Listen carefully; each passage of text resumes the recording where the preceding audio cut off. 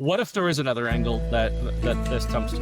What if you have a whole other awakening, which is, to me, the most fascinating thing what's happening here in Lakewood with my friend Turks. To me, this is a whole different element of Kabbalah's Pnei Mashiach.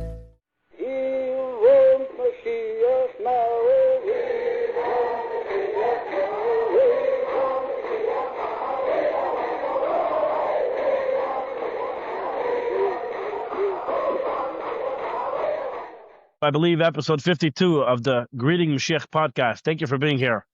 This is a very 52. Yeah, 52. I only saw this for the first time last week. Wow. All right. So yeah, this should be a very interesting episode. This is why we still do this. Yeah. So let me just give a short introduction here. I was on a WhatsApp chat, and as one does on WhatsApp, you get into conversations with Chassidim. And we met this Gewaldic Yid, and I don't really know him so well, so I'll let him do the introduction. I'm Simcha Fish, this is Levi Palchenko, and Yosef, take it away. Yeah. Yosef Shidler. Okay, so what are we talking about? Mashiach. Mashiach, I like it. Yeah.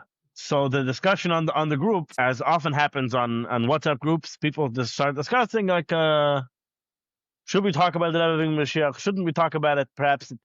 And the basic thing is, some people say yes, we have to talk about it. It's very important, and others say, it seems clear that for some people, at least, it takes away from other things that everyone agrees is important. Torah, learn Chitas, learn Rambam, focused on the things that for sure are important, instead of harassing everybody on WhatsApp, making everybody crazy, and things that are probably going to end up being Melech HaMoshiach anyways. This is really the question. So, and it comes back to, as we've spoken about here, you have to understand what are I think the discussion really is, you have to go back a few steps and ask yourself, what is the title of last episode? What is the Shlichus? What is because if the Shlichus is about, is it important? If it's important, there are two things to consider. On one hand, if it is important that is Moshiach, if that is central to what our job is right now in order to bring the Geula, then yes, whatever challenges are in the way, we'll pass them, we'll surmount them, we'll find a way to make it palatable. We'll focus on spreading the message about Mashiach. And if it's not so negaya, it's just a cool zach that we think that is Mashiach, but it doesn't really matter, then obviously it's just Melech people, and you shouldn't talk about it, and why you're making everyone crazy. So the question you really have to ask yourself is that really important, or is it not important? Which one is it? And yeah, that's the topic on the conversation, I think. So my question for you, all right, coming into this conversation, is where do you draw the line of what else is also important?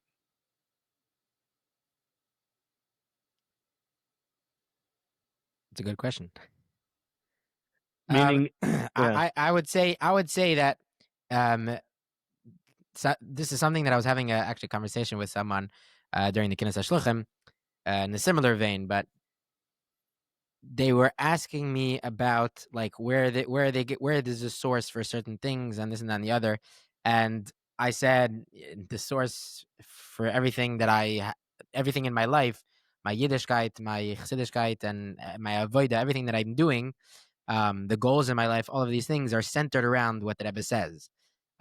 So if being that's the case, so I guess we go on based on the word that the Rebbe says and how the Rebbe lays out pretty much if it's Shlichus or if it's avodah or if it's in general the outlook I should have in life, my relationships with other people, my relationship with myself, and so on and so forth, I would imagine. And so what I'm bothered by, and what I see by many who are very active in this, circle, is that one comes at the loss of another. Meaning that once you make this Ikkar, so many other things become tougher. And is that the intention that the Rebbe left us with, that we should walk into this while dropping the ball on a million other things? If you end up, I mean, maybe you'll elaborate more, give us some examples to clarify what exactly is that you mean. But if, for instance, someone is not focusing on Chitas and Rambam, then yeah, you're missing the point here. Mashiach, I just want to make sure we have that clear. yeah, meaning Mashiach is the completion. He'll bring about the completion of Torah mitzvahs. You're focusing on everything a lot more.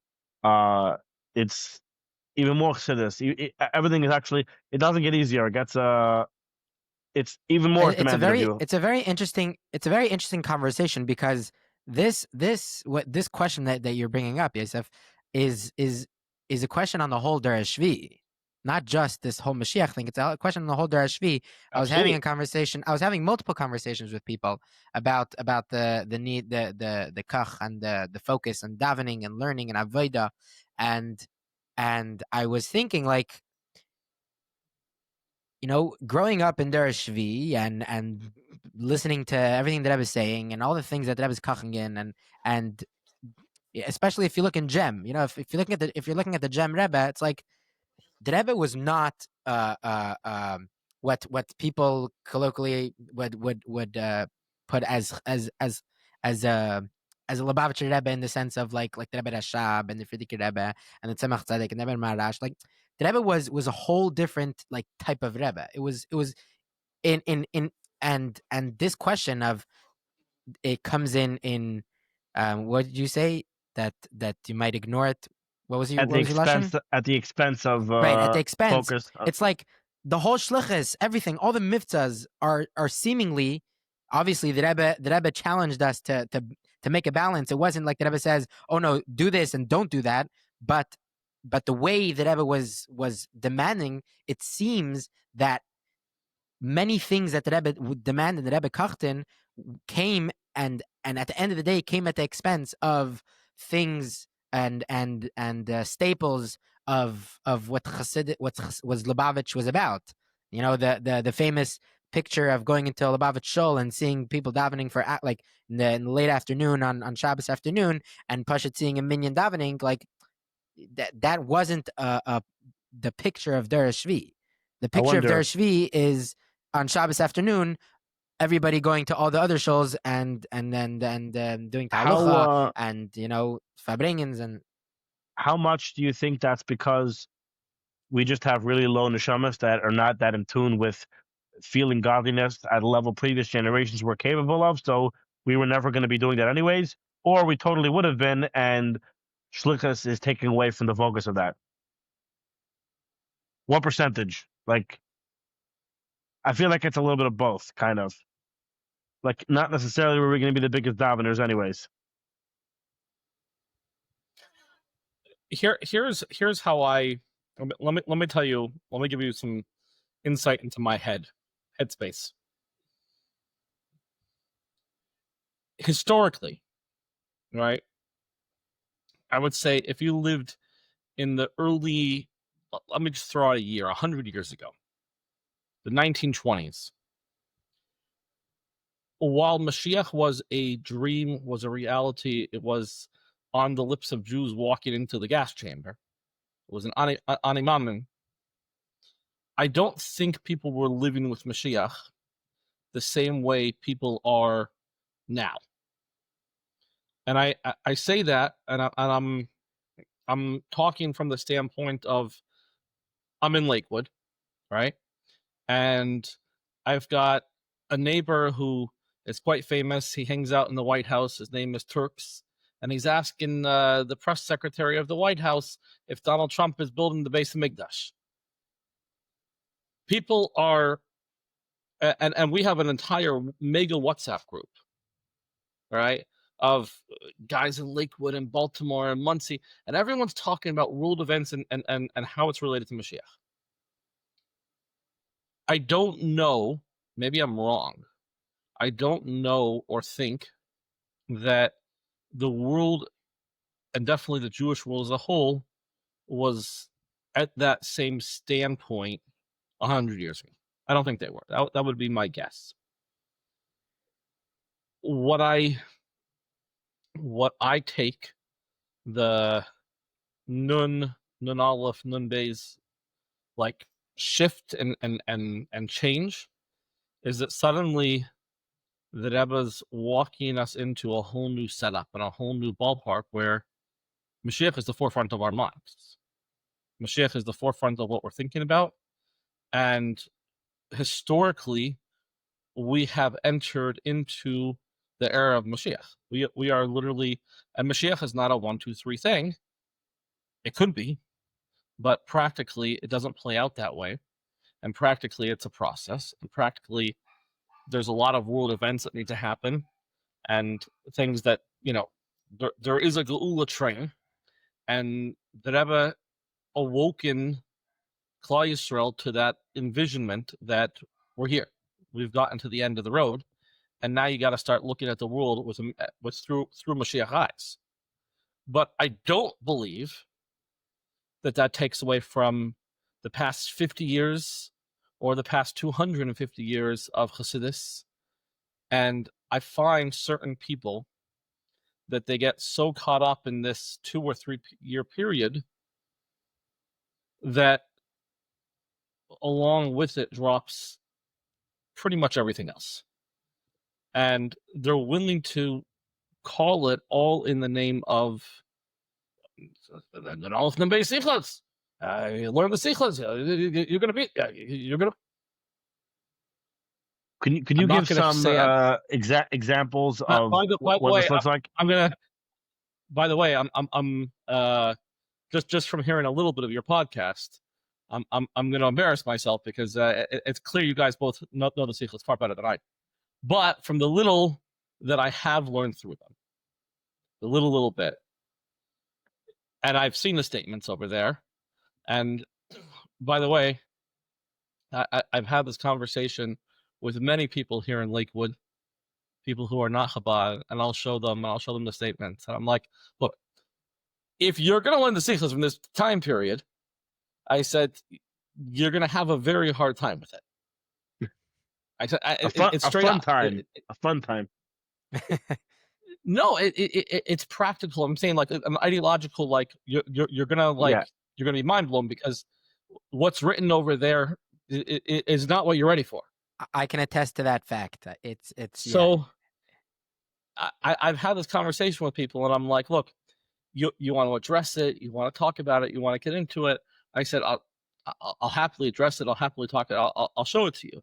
I said, but practically, I don't think that's gonna and this is where I asked the question is if I'm gonna spend 3 hours with somebody, and I have the option to spend an hour. All right, I was having this conversation with someone maybe a week, 2-3 weeks ago.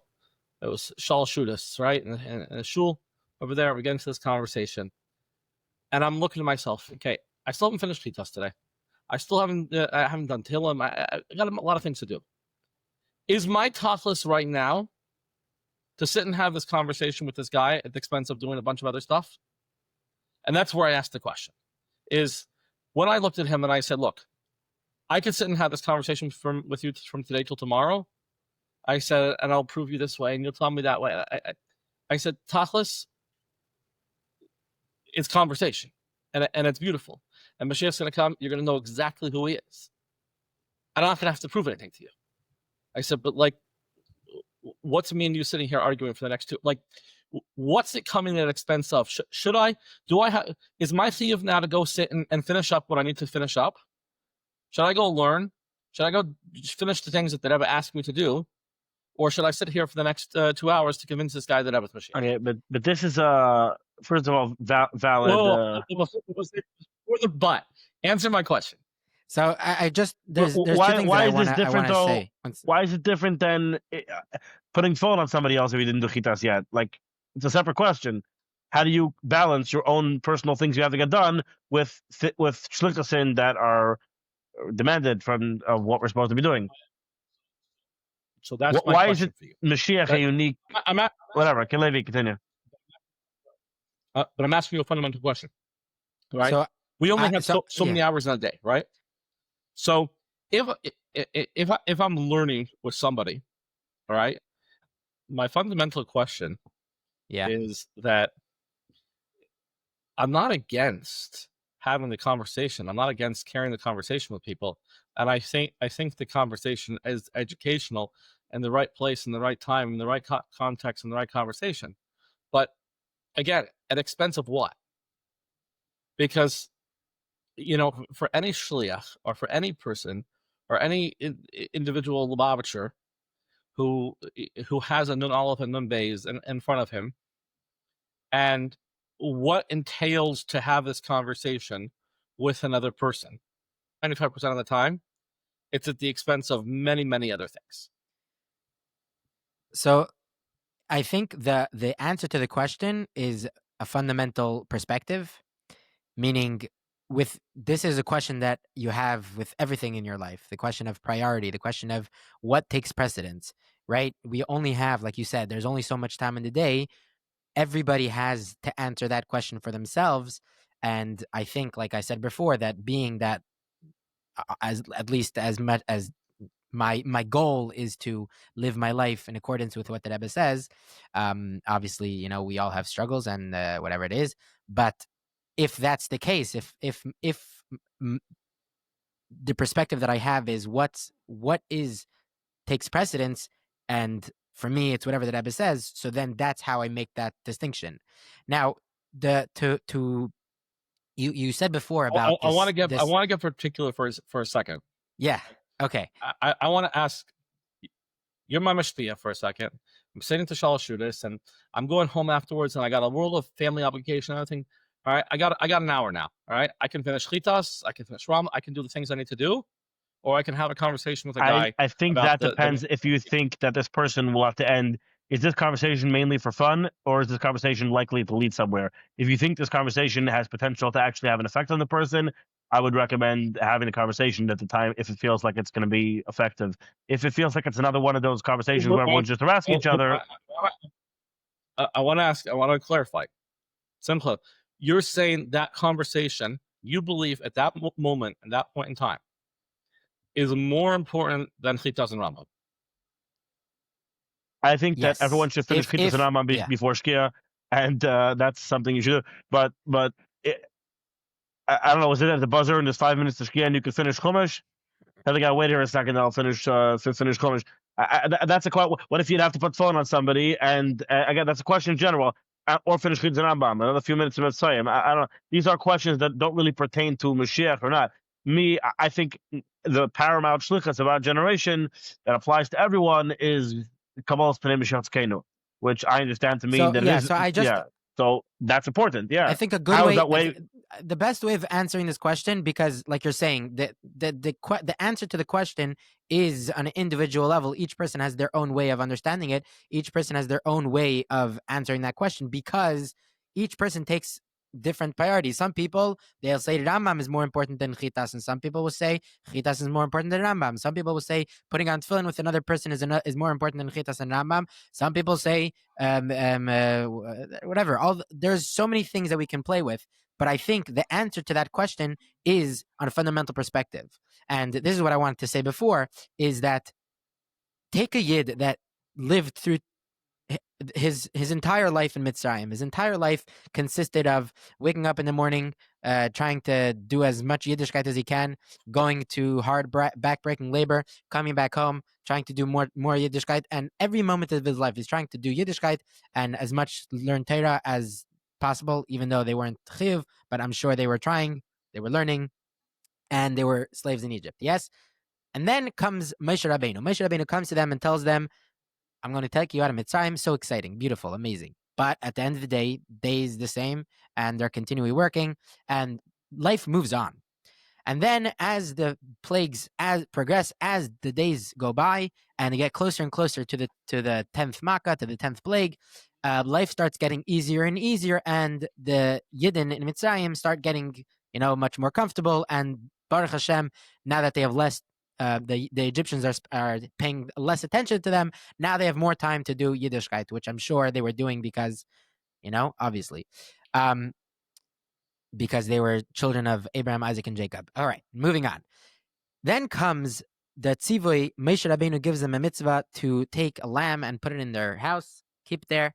At some point, they were commanded to shecht, blood around the doorpost, and these are new things that are coming to them. Previously, never had this in their life, and they didn't know about it. But they listened because it's Moshe Rabbeinu, and he's coming to take us out of Egypt. And then Moshe Rabbeinu tells them to go and to get all the gold and silver and jewels and all the precious things from the Egyptians that they had found during the plague of darkness. And I'm sure there were people at the time who were like, what are we doing? What in the world are we doing? You're telling me that we're freed from Egypt? No, we're not. We're still in Egypt. Look at this. We're still in Egypt. Life is better. Life is easier. Yeah, but we're still in Egypt. They're still Egyptians. Look at the Egyptians. There was a whole war that just happened, and people were murdered, and it was terrible. And you call this redemption? What are you doing? And the people that are going around collecting the jewel, the gold and silver. The perspective is that we're going out of Galus, and our leader, Moshe Rabbeinu, is telling us that this is the mitzvah of the hour. This is what we need to do right now. Right now, we need to be busy with getting the gold and silver and all the precious things from the Egyptians. You have all these questions about what you're doing. What about your day-to-day schedule that you had for the past 20 years?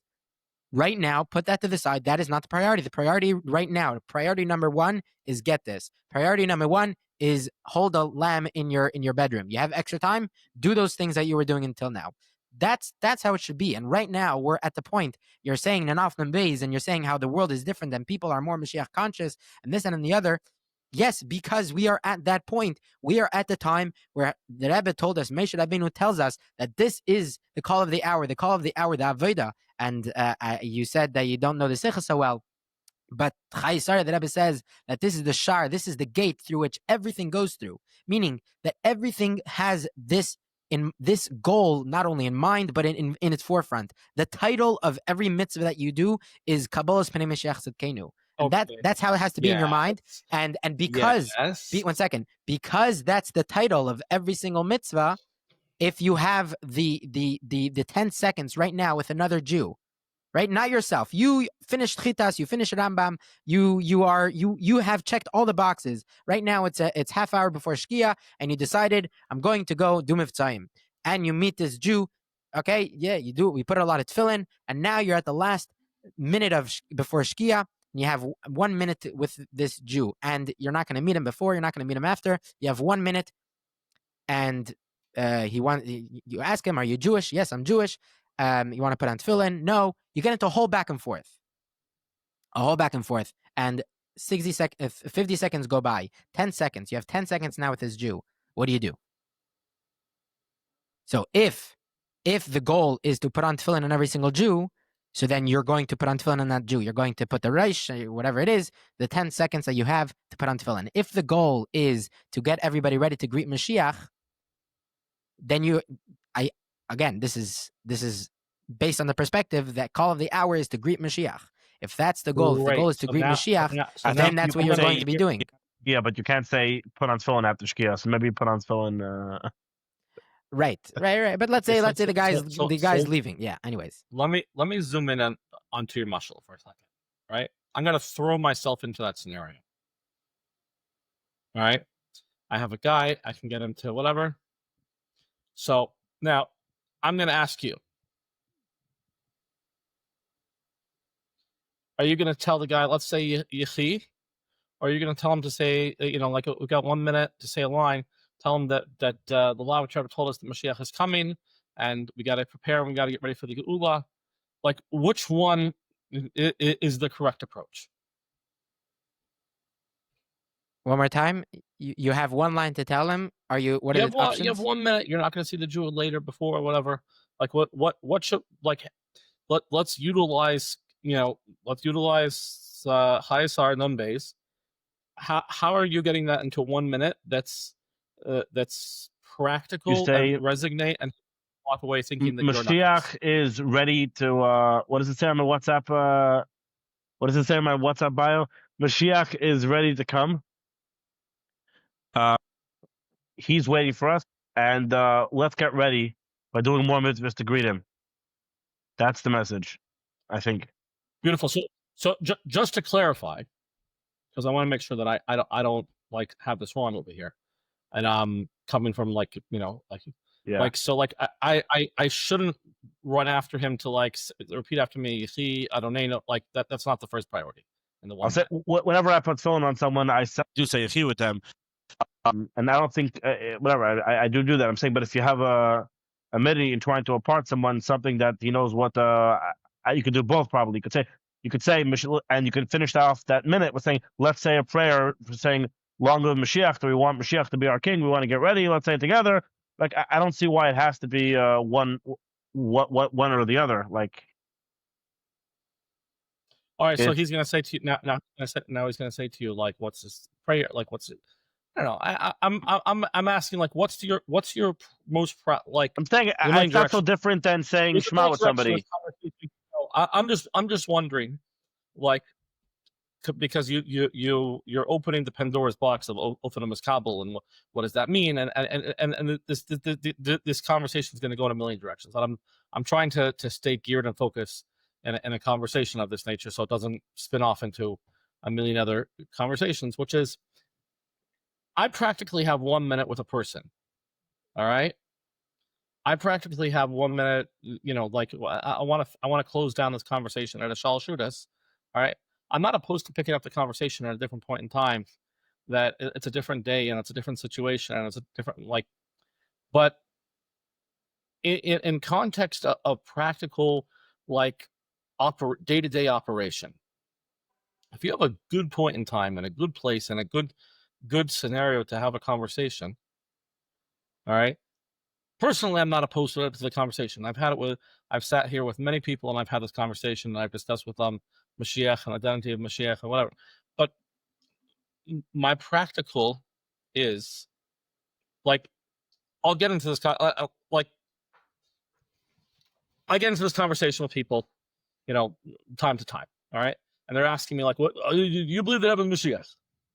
I'm like, sure. And they're like, what about this? What about that? I said, look,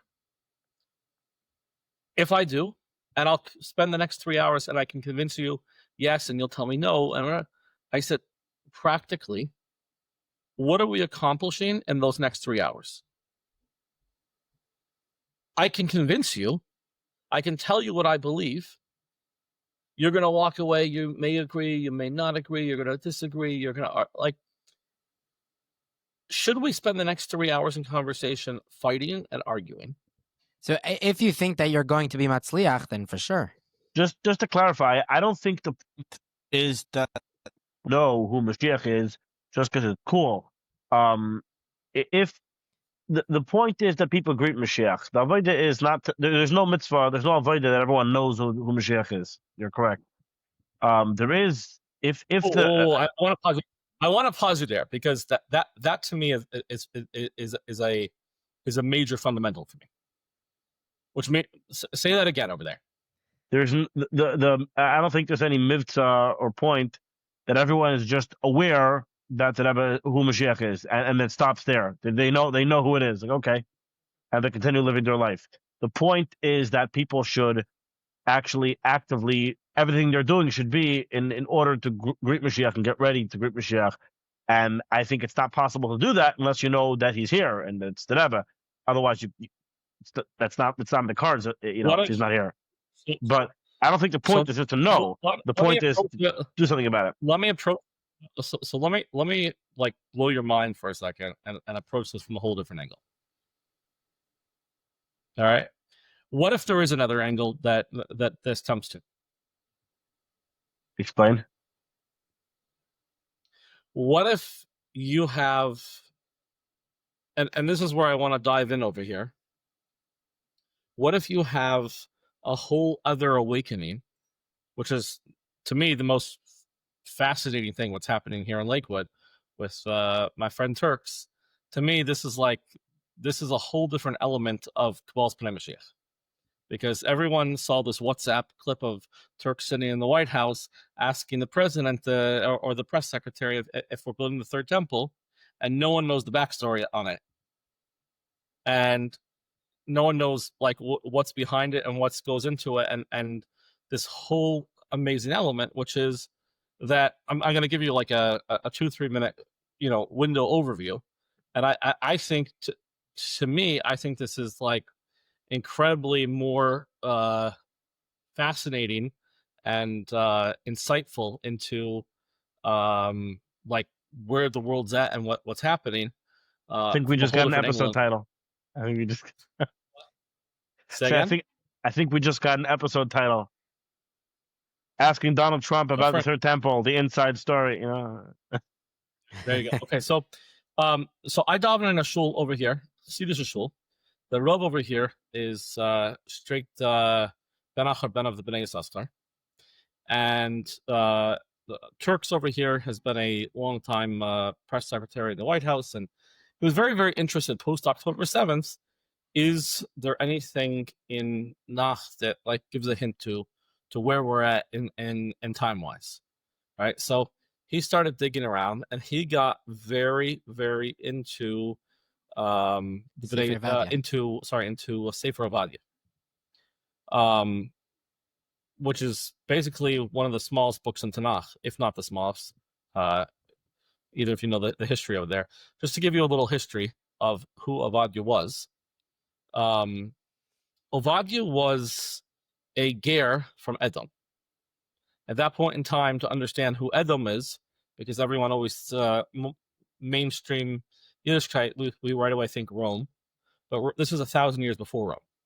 Edom was a little tiny nation in the area where Jordan is today, and this is a little country. It's called Edom, and Avodah is a ger from this nation called Edom, and this is during the time of Eliyahu Navi, and he has this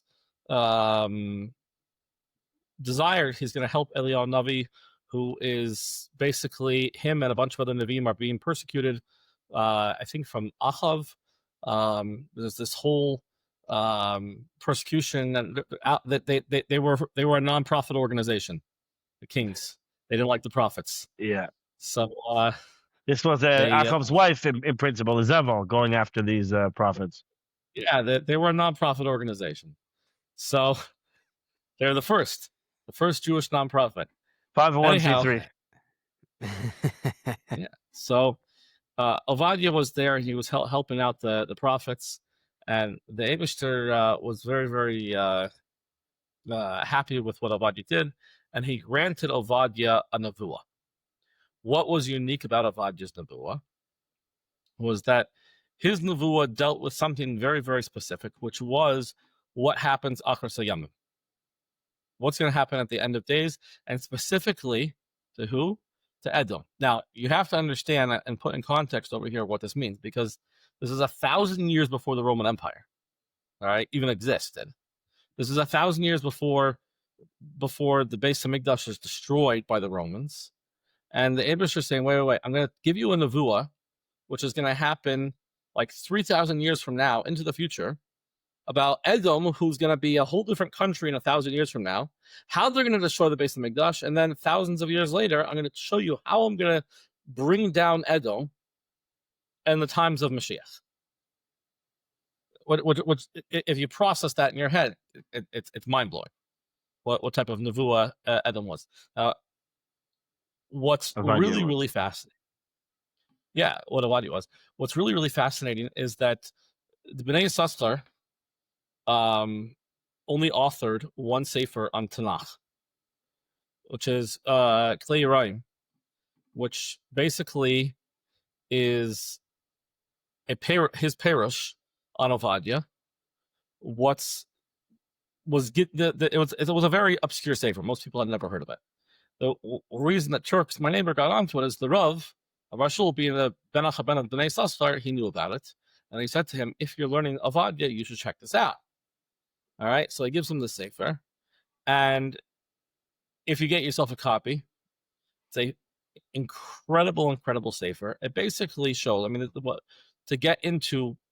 I'm synopsizing because this is a 3-4 hour shear of like what and you can go longer. We should get him on. We should get him on to talk about it. He'll join you.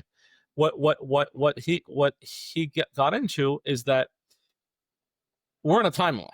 We're in a very, very interesting timeline of everything post what happened, like from COVID onward, like where the world was going. Meaning, like COVID, like almost, so to speak, may have triggered off this like different path down a different road, where the whole world's been going crazy.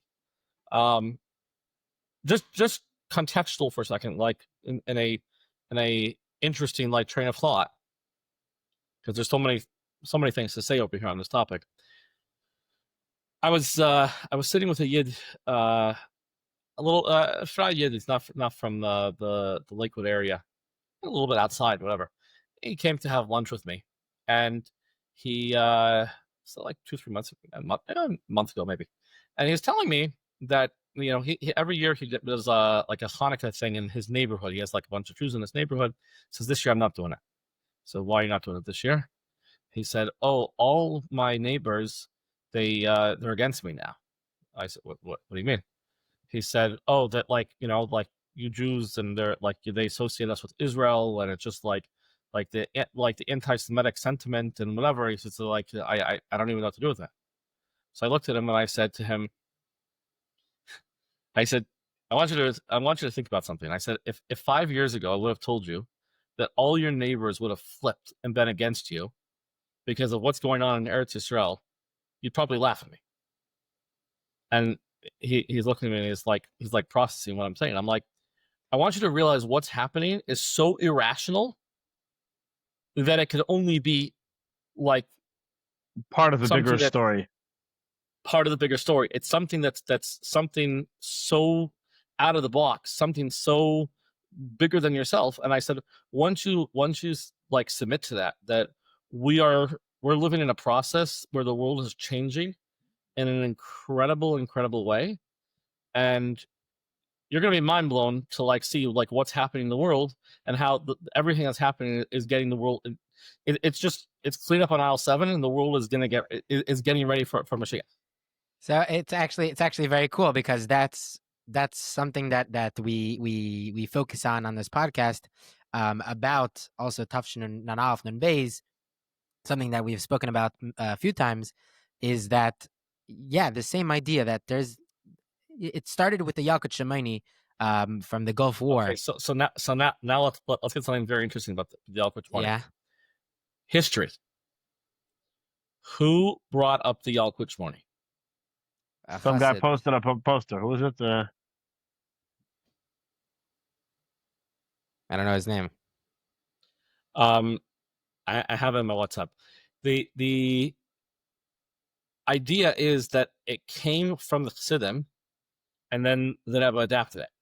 Correct. Which was that it wasn't the Rebbe telling us the Yalkut Shemaini. The Chassidim found the stuff, and the Rebbe basically concurred that this is where we're at. This is what's going on. What you're seeing is what's happening now.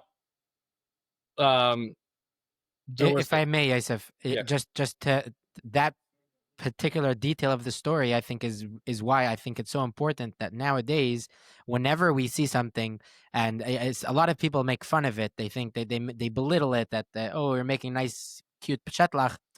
It's so important to realize the power that us, especially as Yidden, have to materialize things that might be happening in the world. If you see something, and if you see something, say something, but in a real way, that if you see something spiritual take effect in the world, by you talking about it, you are bringing it you're drawing it more down to a place where even the deepest part will be affected by it.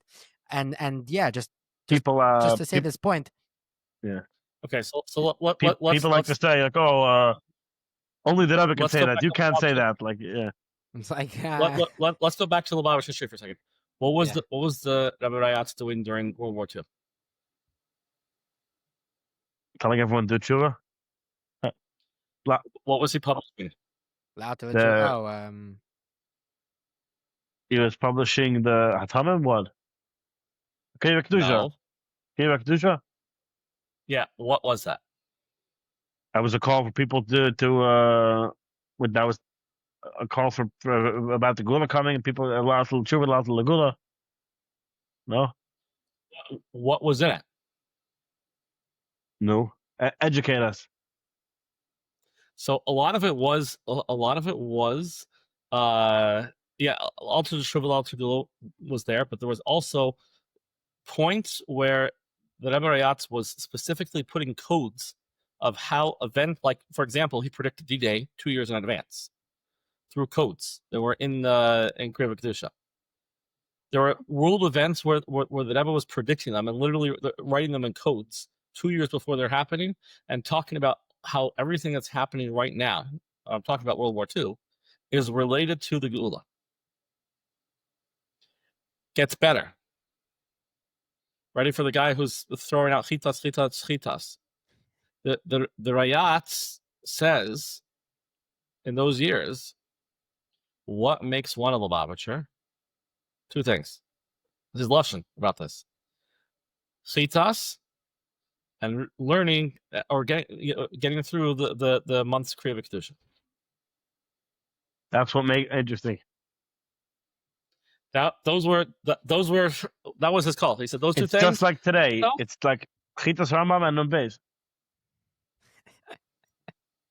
So now the question becomes, all right, how do you practically start applying Nun-Alef and Nun-Beis? Now, I have my books, my most recent book, Amazing Miracles for kids. So I put over there a story, and I spent a lot of time researching this story. It is the story of the Gulf War. And I specifically over there get very into the Rebbe's quotes and what happened during that period of time, and the Rebbe's Shlichus of Nun-Alef and Nun-Beis in relation to that. And I put it all together as a story. I have a theory. I may be alone in this, and I've discussed with a few people, but this is my own take on Nun-Alef and Nun-Beis, is that much of Nun-Alef and Nun-Beis is nevuah of 20, 30, 40 years down the road.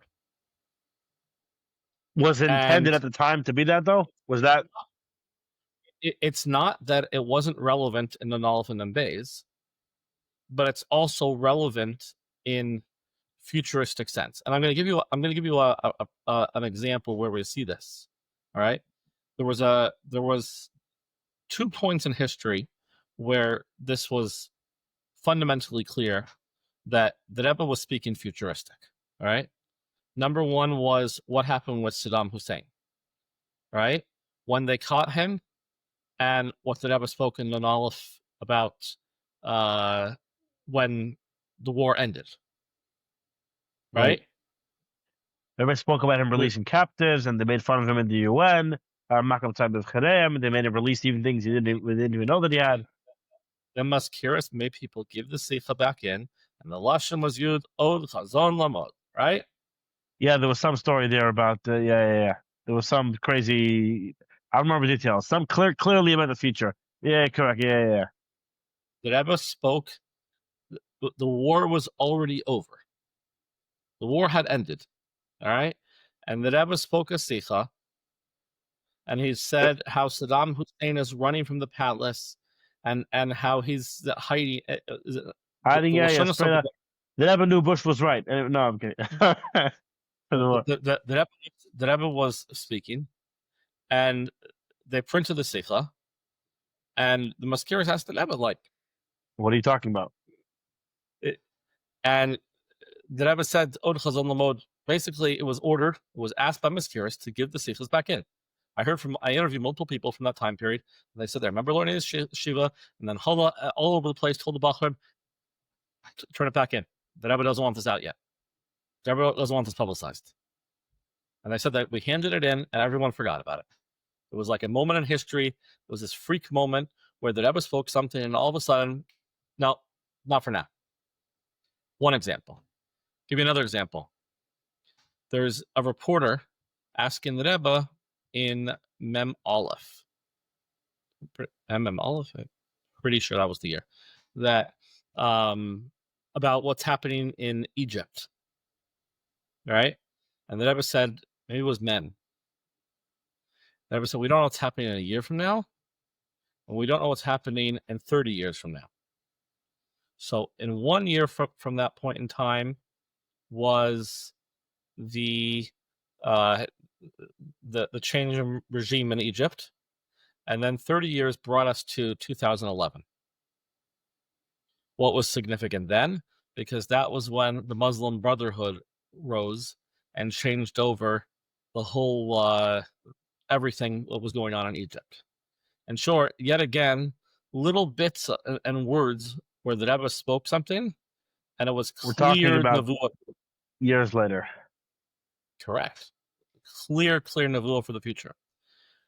What I see from the Nun-Alef and Nun-Beis is the Rebbe sitting at over there, and the Rebbe seeing everything post Gimel Tammuz, and the Rebbe's leading us through this period of time in these sichos in a very futuristic way.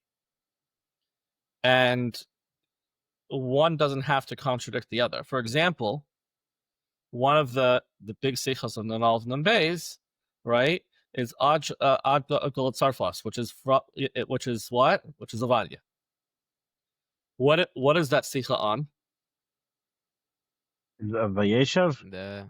I'm gonna toss back to the sicha experts. What is summarize Ad Geulah-consciousness? That France is already purified, and France is the niggin.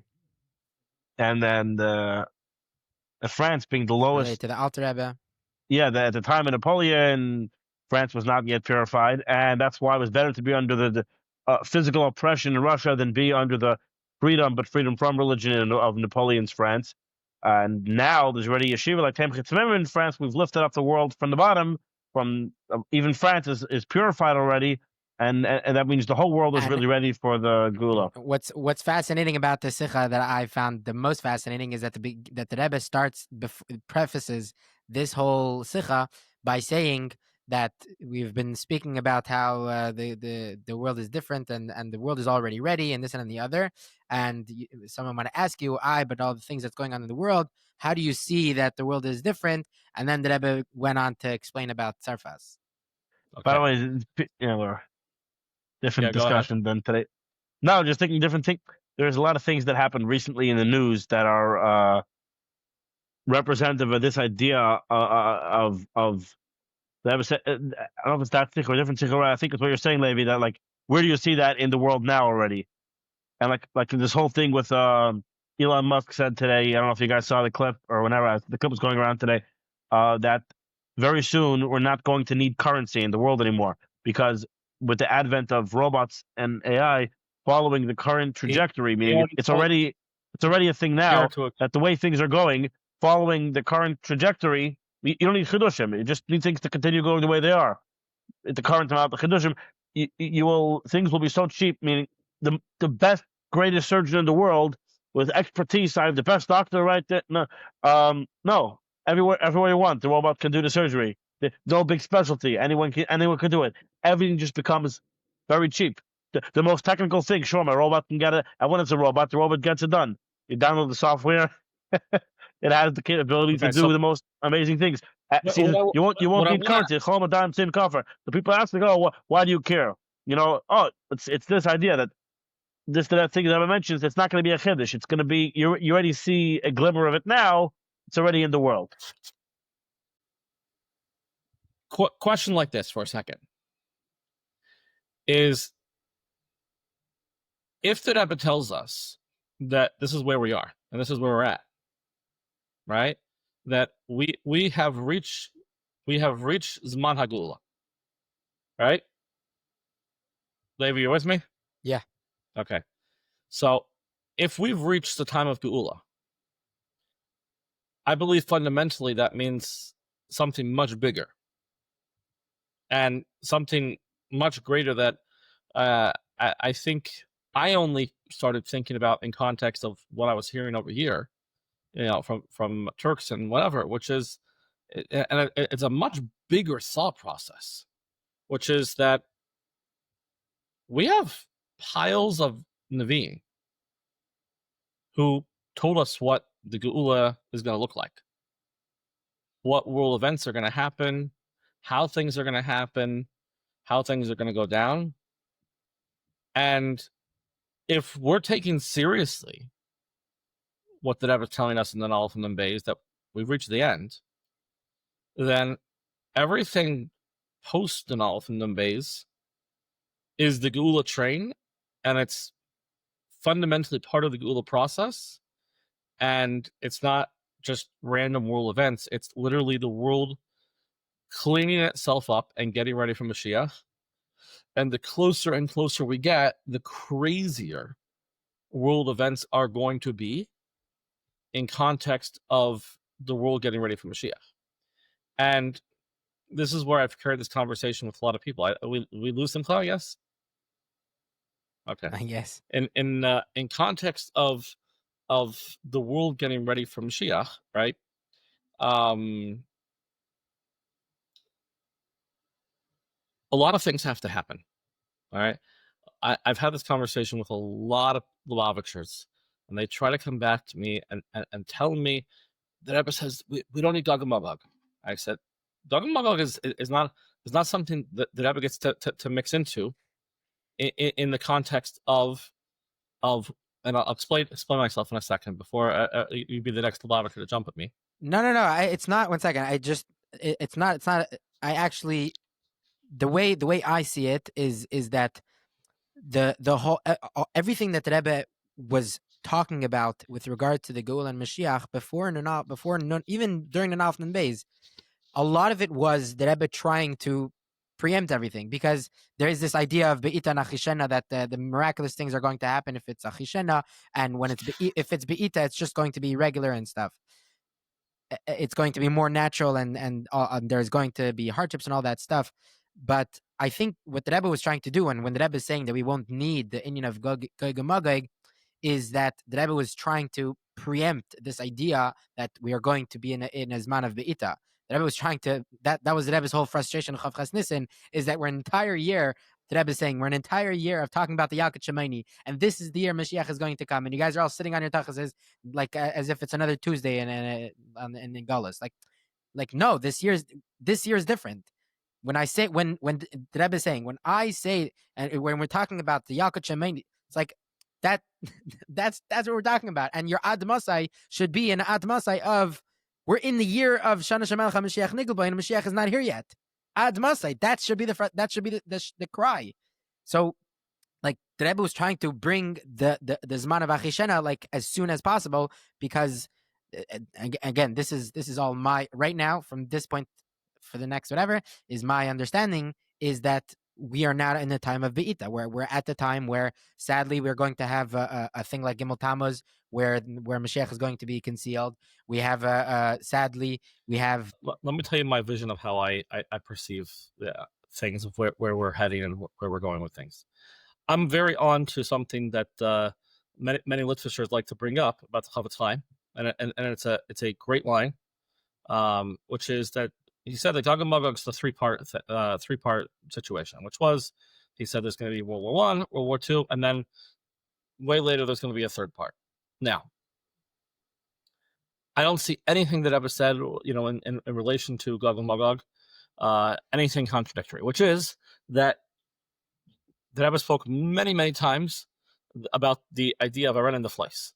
There's going to be major, major miracles, right? And the same way that when the Yidden went out of Golos, there were major, major miracles. So we know from the Sfarim that Gog and Magog has these crazy events now. Yeah, we witnessed it. It was called a Holocaust. We watched millions of Jews die, the worst disaster of an oppression of Jews in history.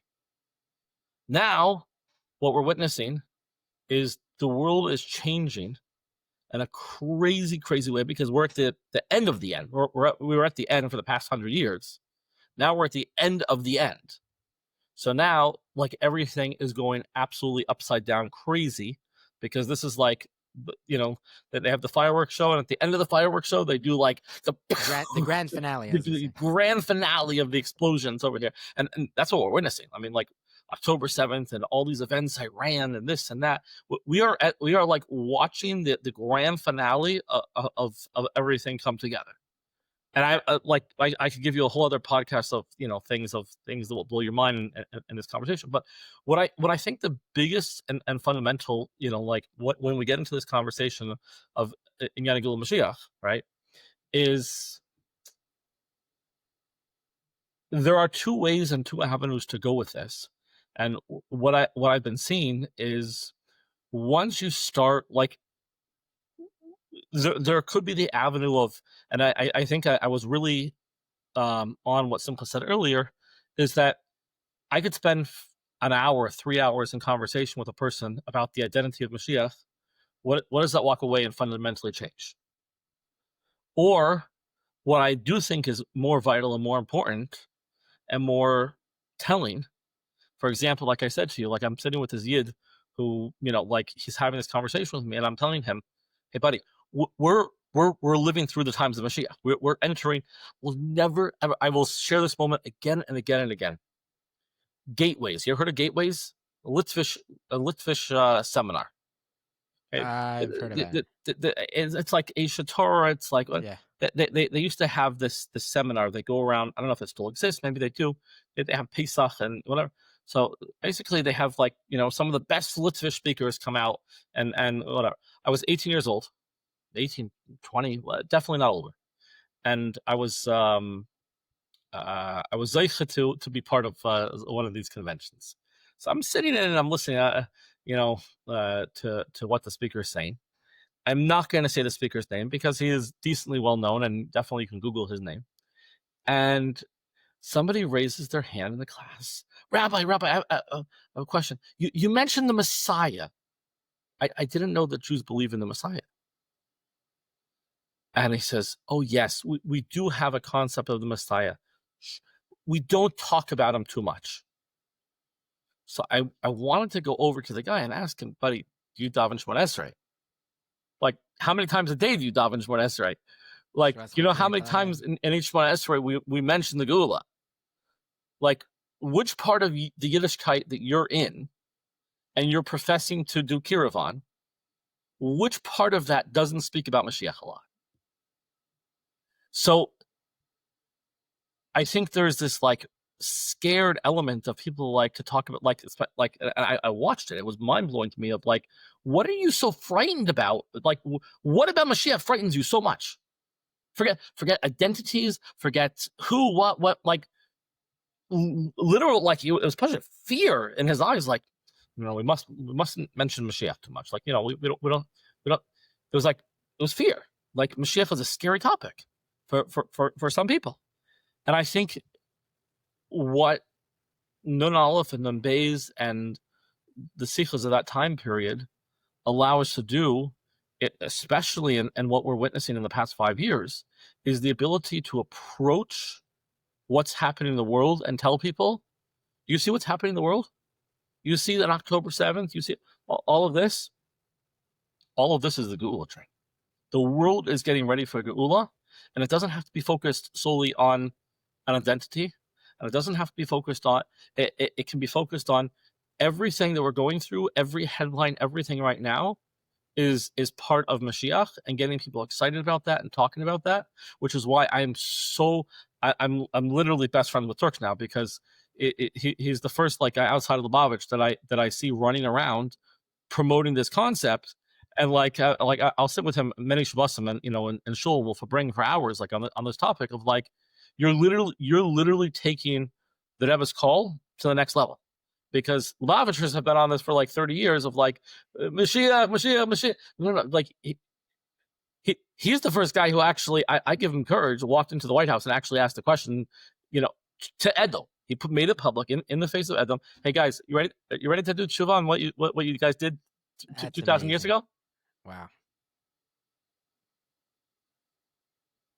It's crazy because it's something that we've been talking about over here. Like I said, it's something that for me, I also wrote a book about this idea that for me, when that I found is the easiest to talk, the easiest time and place to be able to talk about the Rebbe as Mashiach is if you give context that we are here. We are in the Zman Geulah, and therefore, to make it even more exciting, meaning yes, you should look at everything that happens in the world not as, oh, we're so close, but as it itself unfolding in front of us. But in addition to that excitement, it's even more exciting to know that there's actually someone who has the job of Mashiach. Like the Simcha likes to say, the burning bush moment happened already, that Hashem revealed himself to the Rebbe as Mashiach. So it's not like, oh, there's that idea and then there's also the Rebbe's Mashiach.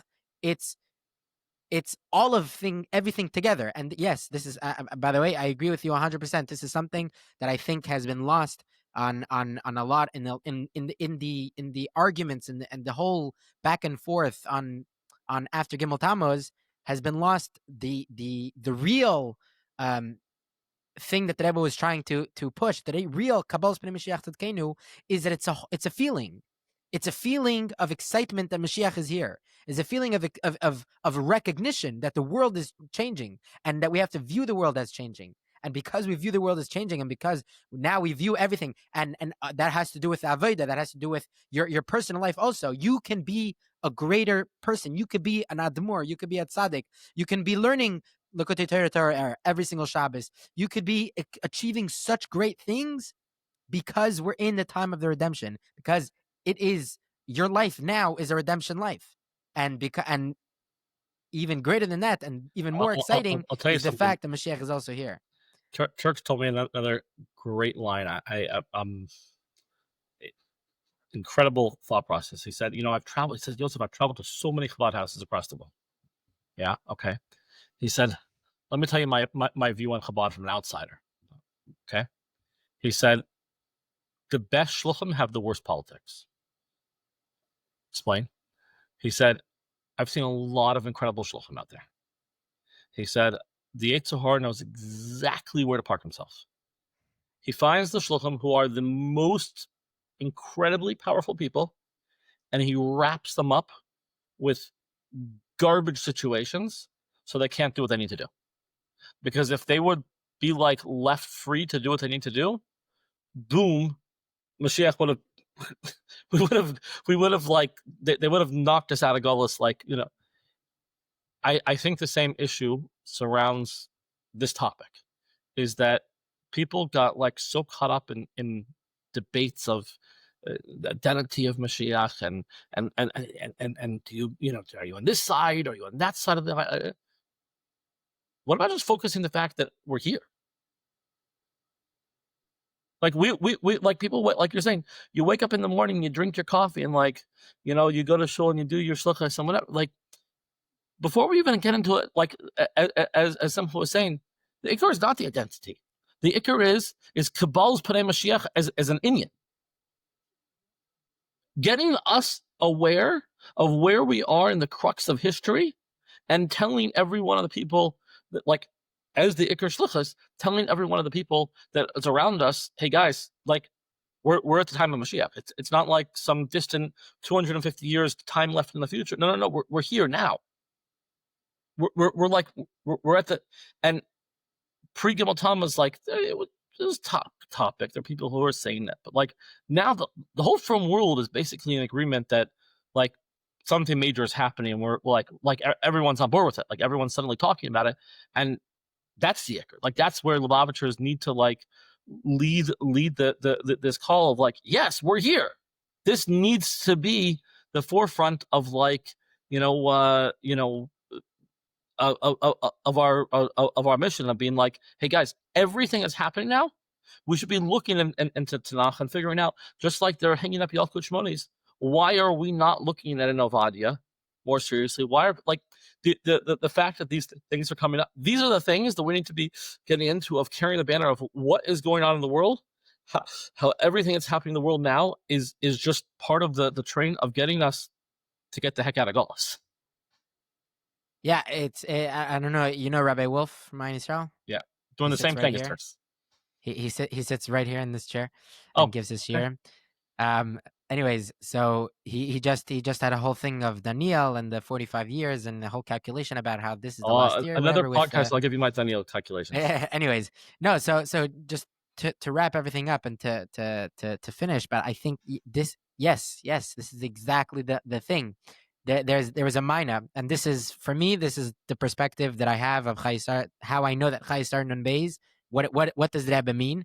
A shliach came a few, I think it was 2 weeks later, and brought his community to Crown Heights, to the Shechina, to the Rebbe, and he wrote into the Rebbe asking for a bracha for the Shabbaton, and the end of his request is that he should have a hatzlacha in being machdir, lahachdir, to infuse to all the people in the Shabbaton the hakara and the hargasha as Moshiach is shown da v'tzarich sachak lekal b'nei Moshiach tzkeinu v'ledavik b'leiv nefesh lekved kedushas admer nesidreinu, and he's mitzayin to this sicha. But for me, that's the shlichus. The shlichus is that the people, your people in your community, in your surroundings, in any influence that you have on anybody, your shlichus is to infuse in them the recognition and the feeling that Mashiach is here already. And all we have to do is greet Mashiach. And that part, it's like a oh, Mashiach is here, and therefore all of these things are happening. And okay, now this person is Mashiach. And to connect yourself, b'leiv nefesh, to the Rebbe.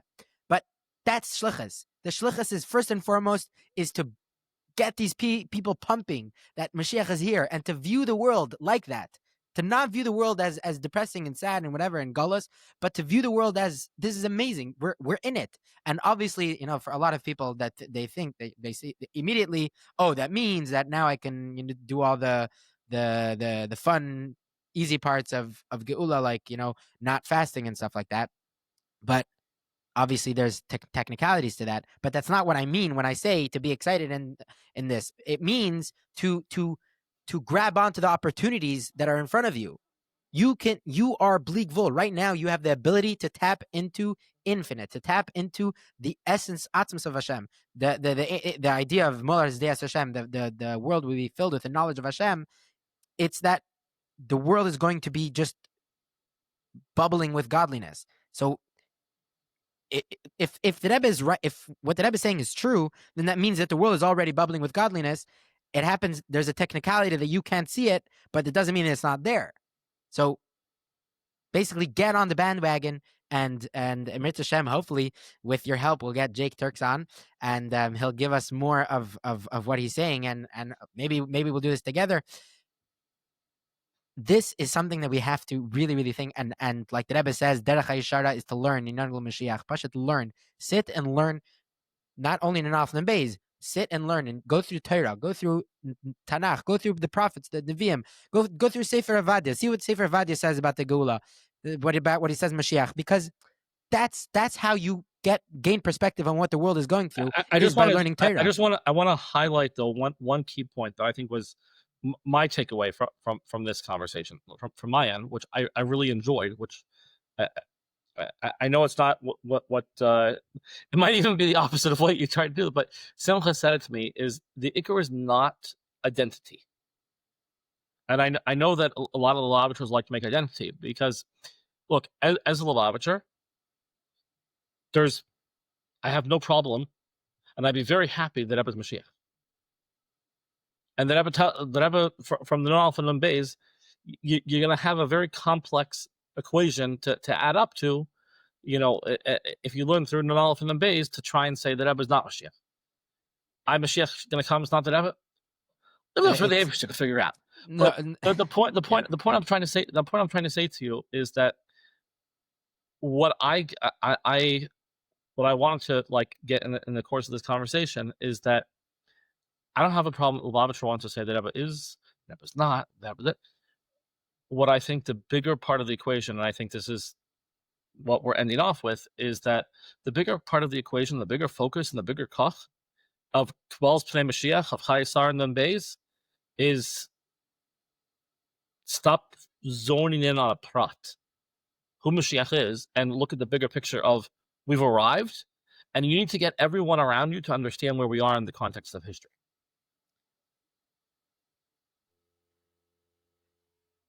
you're having a hard time with this bite. I'm going to disagree only because the Rebbe, when the Rebbe is laying out the new Shlichus, he bases it on the fact that there is a Mashiach in the world. Meaning, he bases it on the fact that Hashem has revealed himself to the Rebbe and sent him as Mashiach. And based on that, all of these things are true. So I think what Simcha was trying to say is that, yes, technically, you don't have to try to give people the identity of Mashiach.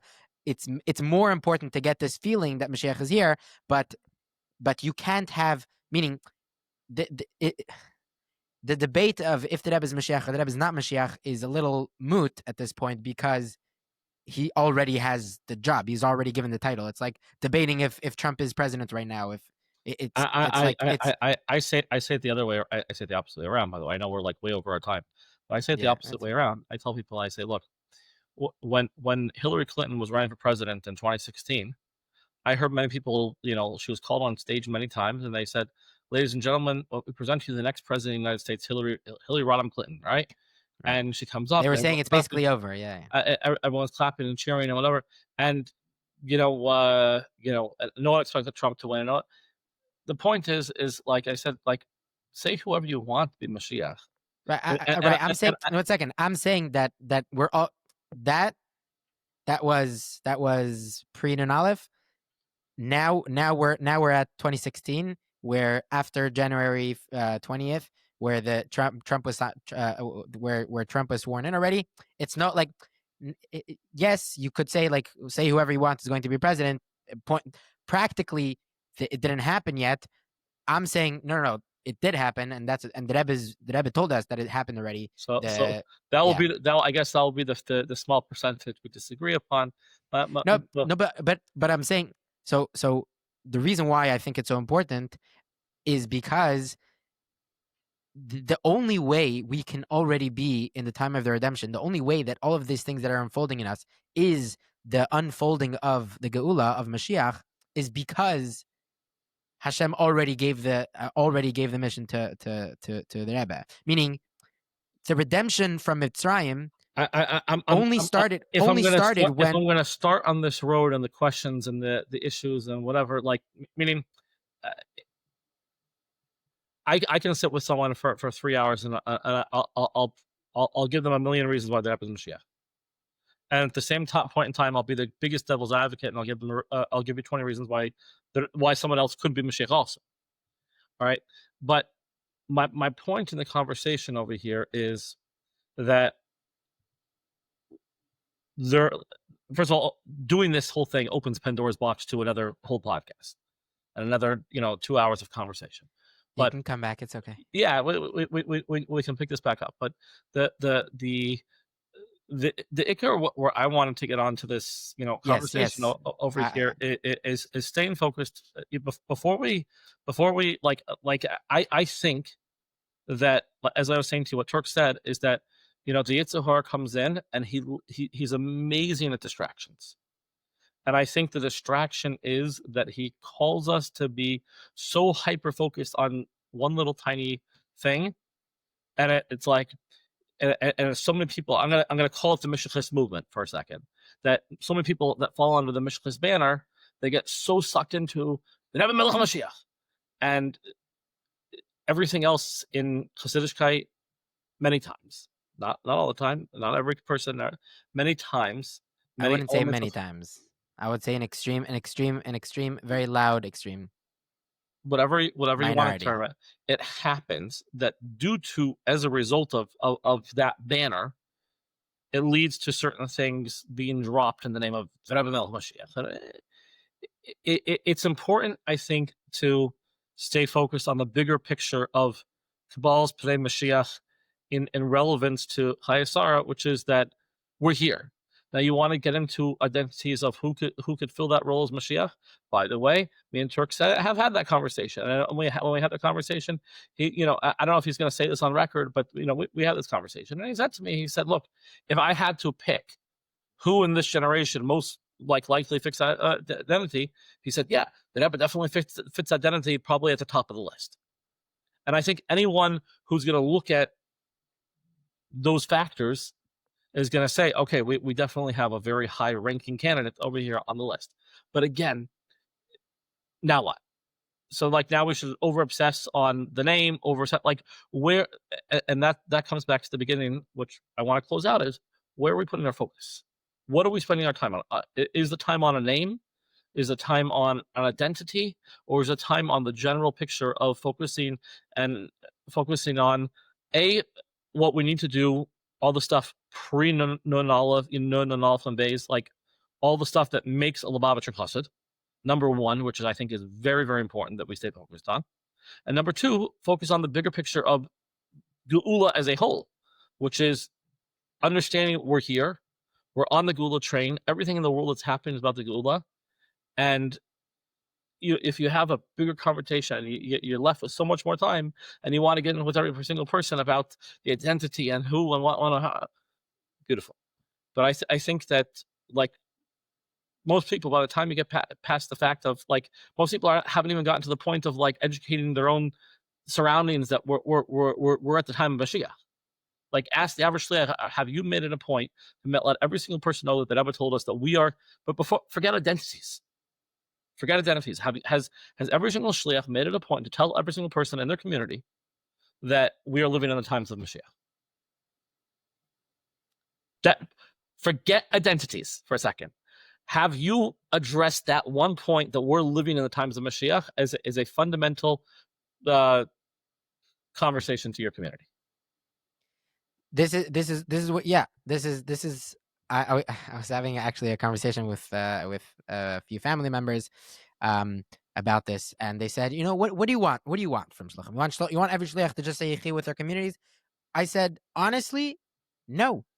Honestly, I just want there to be a feeling and a recognition that Mashiach is here and that everything that is happening is in the time of the redemption. Now, it's not separate. Just the point of disagreement, it's not the identity of Mashiach is completely intertwined with that, because famously with the whole thing of Eretz Yisrael, that it couldn't be a schal to the Geula because it has to be al yidei Mashiach Tzidkenu. And as long as there's no person that has the mission of Mashiach, then it cannot be a schal to the Geula. And therefore, if we are saying, and this is where I go, is that it's one and the same. The only way we can have right now being the beginning of the redemption, and we have to be excited about it, and we have to talk about it, and we have to have Mashiach without an actual Mashiach, is what you're saying. Yeah, meaning the person is important to the whole thing, and the Rambam speaks about multiple times. I want to close out with something that I've said to a lot of Lubavitchers, and I think this is fundamental for me at least. And a lot of people who are fundamental Moshiach have a very hard time with this line. I'm curious your reaction to this. All right? Maybe it's triggering to you. I say, well, I hope you're not triggered. All right? Yeah, go. I throw out the line and I say, if a Lubavitcher's kesher with the Rebbe is solely based on the criteria of Mashiach, I don't believe you're a Chassid. If you're a Chassid of the Rebbe, and the Rebbe is also Mashiach, I think it's a beautiful thing. Can you explain that a little bit more? I think there are people who are Chassidim of the Rebbe only on context that we get to say Yechi, call the Rebbe Mashiach, and that's that. Okay. Meaning, before we got to the year Nun-Alef and Nun-Beis, if you define Rebbe Chassid relationship and we look at that, what is that? If it so happens to be that your Rebbe is Mashiach, That's beautiful. But one shouldn't take away, my relationship with the Lubavitcher Rebbe is not based on the Lubavitcher Rebbe being Mashiach. If the Lubavitcher Rebbe is Mashiach, it's beautiful. It's amazing. That's mind-blowing. And there are many things that the Lubavitcher Rebbe tells us that definitely lead us to the context and the vision of what he said in Nun-Alef and Nun-Beis to say, yeah, he's Mashiach. But I don't believe a Lubavitcher, fundamentally, his relationship as a Chassid, same a Lubavitcher, not to the average, Israeli or whatever. A Lubavitcher Chassid, by definition of a Lubavitcher Chassid, his foremost priority is a Chassid Rebbe relationship. Now, part of that might translate into what was said in the Nun-Alef and the Beis, and taking that and actualizing it and thinking about what does that mean. But I think it's very, very important that Lubavitchers don't lose sight of the Rebbe Chassid relationship, first and foremost.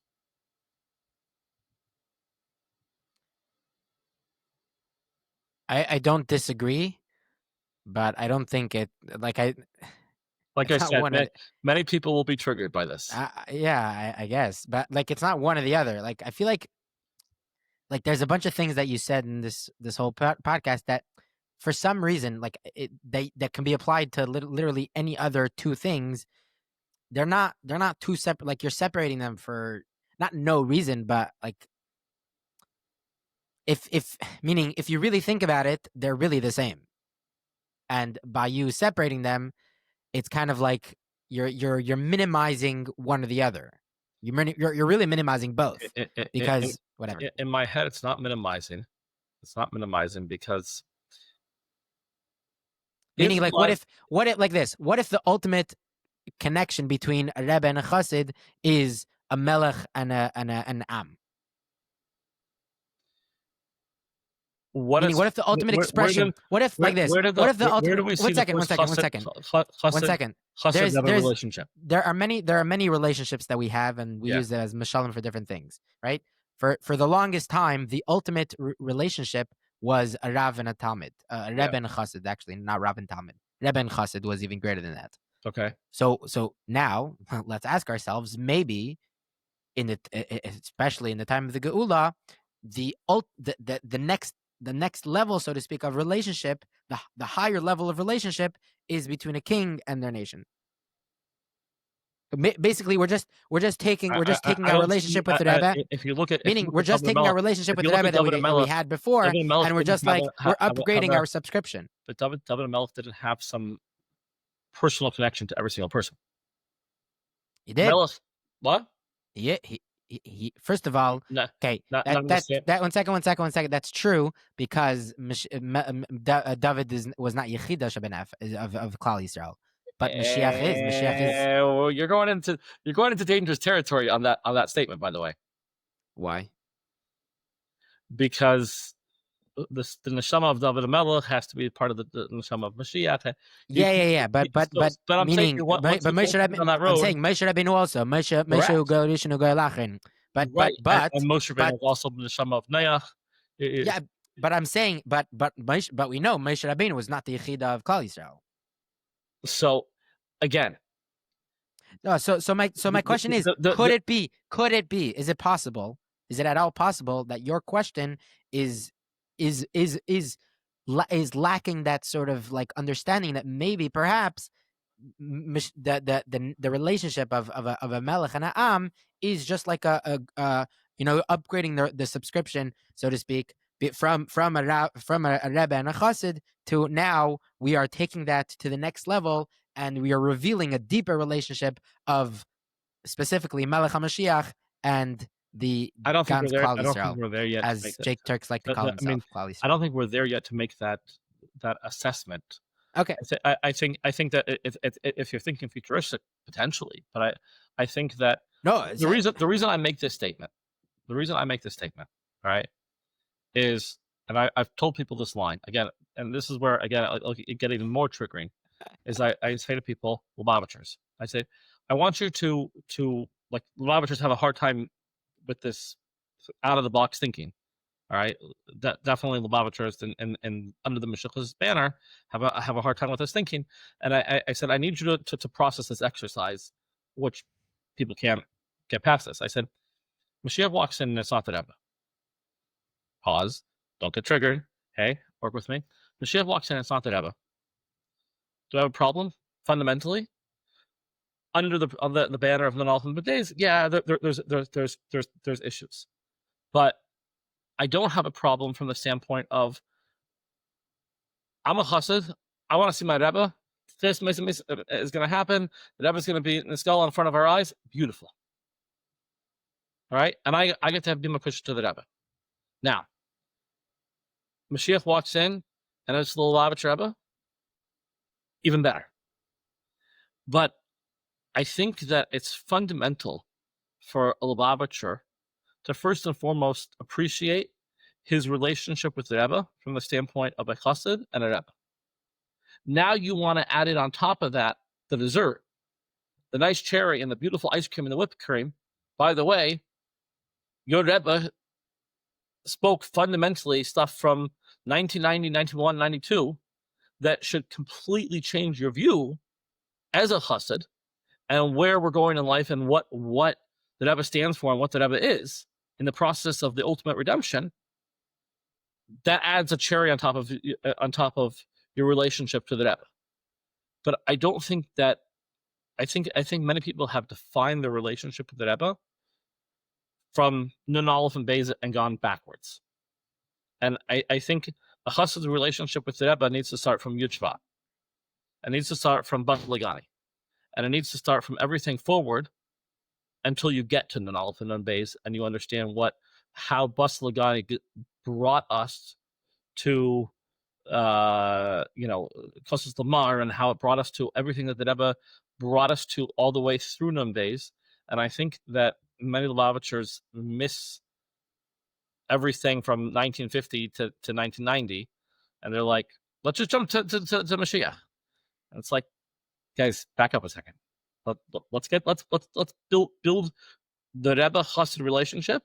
Now, once we have Rebbe Chassid relationship, now you can understand what's going on in Nun-Alef and Nun-Beis in context.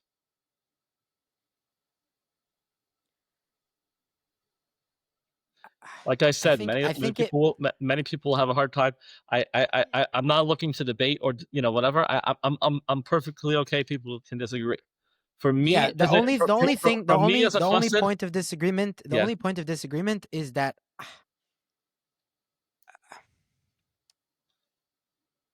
having as much I haven't learned extensively, but from what I've learned about the whole idea of Melech HaMoshiach and the meaning of a king and all of that, it's like you're fundamentally missing the point of Melech HaMoshiach. It's very. Whatever, my daughter just started learning Shmuel and Navi and Tanakh. We have David HaMelech's full life story for a reason, and it doesn't start just from him coming to the throne. It comes from every. But it does. But it I feel like you're. It's okay. It's the same problem that I have with people that say that was machst da Grace Rebbe za kleine Mashiach. It's like if you're saying that, you're missing the whole point of Rebbe and Mashiach. If you're like this, if you're telling me that there's identity of Rebbe, that there's the Rebbe as Rebbe, and then there's Mashiach, which is like extra, which is like a sort of like on top, there's like the kapata, the Rebbe's kapata, and then if the Rebbe becomes Mashiach, he'll put something on top of that and it'd be like an extra layer of whatever's going on. First of all, that it's a fundamental misunderstanding of Mashiach, the whole idea of Mashiach. So, and second of all, again, seemingly it's a misunderstanding of Rebbe. It's Pandora's. As I told you, it's Pandora's box. Yes, it is opening a Pandora's box. Yes, it is. That'll be a whole nother hour. I will give you. I will give you homework to check up. There's a beautiful story that should have raised a lot of questions. The Arizal sent to Chaim Batal, and I'm spacing on the other one, to to Europe. They used Chitas Aderech, and their job was to go meet Mashiach of the generation. You know the story? No. His name, Mashiach of the generation, was I think Shmuel Bar Elikim. He was an unknown guy who lived in a hut in the edge of a town. A very, very interesting story. All right, and as soon as he came to him, he said, the Arizal told us to tell you and reveal that you're Mashiach of this generation. And in short, he said he did a terrible thing. Now I have to die. Now I have to pass away. He wasn't supposed to reveal this. Very, very interesting story. And once you touch upon this story, it raises a lot of questions in the context of Mashiach and identity of Mashiach, and in this whole thing. It doesn't take away from anything, but I believe it does fundamentally separate that Mashiach is an additional title that is added to a person. And it doesn't have to necessarily be there from the get-go or from the beginning. And I mean, again, other things that open Pandora's box. Questions. Is the Rebbe Mashiach in 1974? No, not in the same way. Not in the way not the same as Tafshin and Aleph. Okay, so if you're going down that road, so you're saying something happens in the Nun-Alef Nun-Beis time period. If you're going on the road of identifying that, like, the Rebbe takes the identity of Mashiach, something happened in the 1990, 1991, 92 time frame that basically grants the Rebbe the title of Mashiach, right? And by the way, but it's not like basically the Rebbe bases it on Chassam Sofer that he says B'chol der v'der yeshechet mizar Yehuda shu roi liyos Mashiach. Right, but there's one second. It's very important. There's one person that he is fitting to be Mashiach. Meaning, if the generation is good, if everything is good, if there's no Mnes V'Yikuvim, this guy is Mashiach from a get-go, but he's not yet Mashiach. He doesn't have Ukshegia Hazman, and when the time comes, Yigala Elav HaKadosh Baruch Hu V'Yishalchi, Hashem will reveal himself to that person and send him. Basically, he is correct. He is the designated survivor. Lahavdil Elf after Abdullah. There's a designated survivor. He is designated as the guy. Correct. And it's the same reason based on this that many people outside the Lubavitch have a fundamental problem that of Gimel Thomas being the middle ground. And yes, we know where this is going. We know how to answer. We know what to say. One second. But this is okay. We'll finish up with this, and then if we want, we'll have another a whole another episode about it. But just to finish off with this point, I think a lot of the questions that people have, and this is why the Rebbe made it so important. Starting the beginning of all of the amazing revelations started with the Rebbe saying that Derech HaYeshar is to learn in Geulah Mashiach. Why? Because when you learn the concept of Mashiach and Geula in Torah, sourced in Torah and in Yeshanim, Achreinim, Nevi'im, Ksuvim, everything. When you learn those things, there's so many questions, there's so many concerns, there's so many debates and this and that are just they're gone. Those questions don't exist because now you understand the mechanism. If you don't understand the mechanism, you can have a million questions. And the way to answer those questions is by showing you, hey, look at the mechanism. That question is just irrelevant because that's not how the mechanism works, right? If a person has a question on how the spaceship works, it's like, yes, you can't ask that question. Like, that question is not destroying the whole space exploration because that question is based on your ignorance of space exploration and how it works. If you understand space exploration and you have a question, so then your question can be answered. But if your question is based on ignorance, there's just no reason to talk about it. It's funny. My Bachar years, Camp Prima Sifta, Bornstein ran the camp, and we were on the grounds of a Litvish camp, and a lot of guys there, and they used to check with all the Lubavitchers. I'm like, is there Mashiach in it? So no one knew to answer them, and I'm like, hey, come, we'll have the conversation. So I came to them and I asked them all very, very, very simple, like guys, like all these bachrim who wanted to start up. I'm like, hey, so if Mashiach came tomorrow, he walks in, how are you saying yes, no? They're just like staring at me blank. I'm like, how? Who's going to decide? Yes, he is Mashiach. No, he's not Mashiach. Maybe Yosef is Mashiach. I'm like, what's your source? Blank stares, no idea.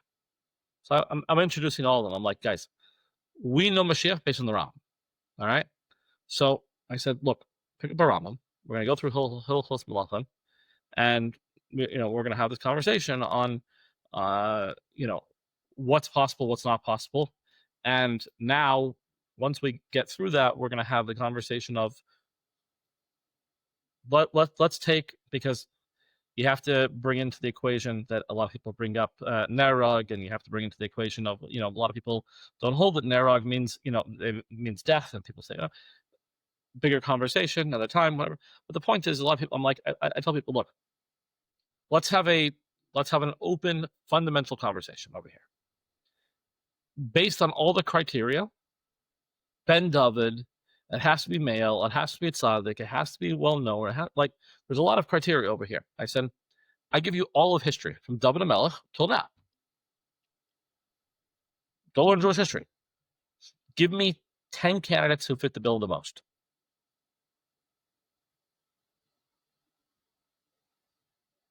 Like, who are your top 10 picks of all time? If you're gonna say, I'm like, first of all, how many people do you know that are officially Ben David? Like, there's a lot of good holy Jews out there. Like, how many people can, like, you're very limited in the Ben David train.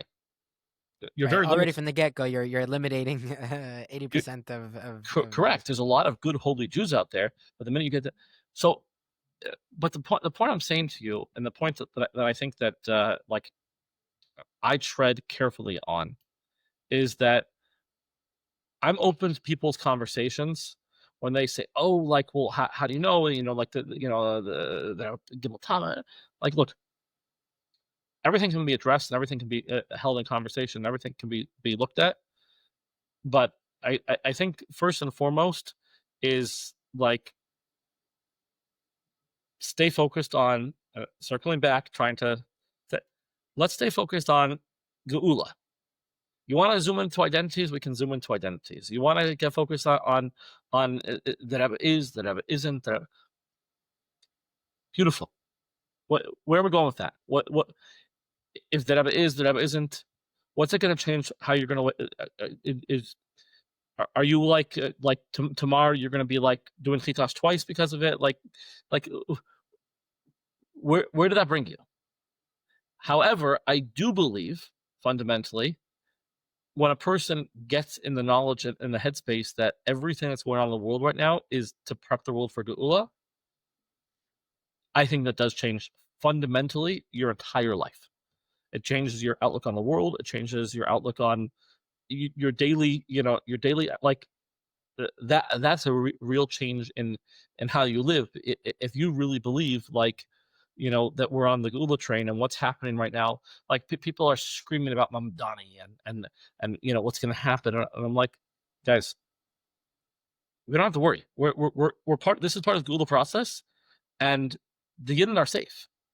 This part of the like the all the negativity stuff. Like,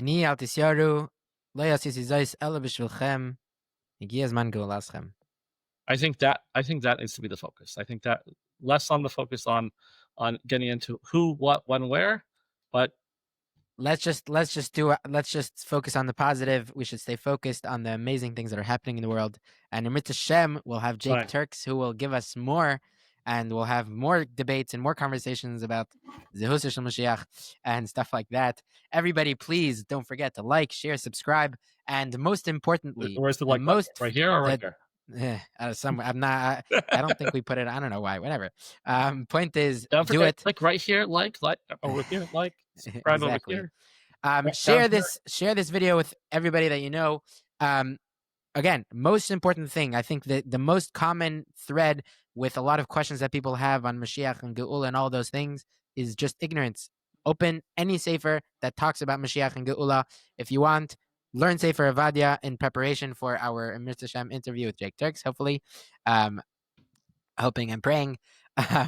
But seriously, open your eyes, realize that Mashiach is here, the Geula is here, and we all need to do is greet Mashiach, basically accept it, bring it into our lives, change our lives because of that, and we will very, very soon see the real Mashiach coming in through the door.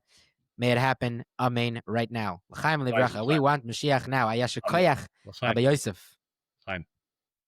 ועד כדי כך המדבר גולהוב der עם soll machli sein, Yeshi HaMelech.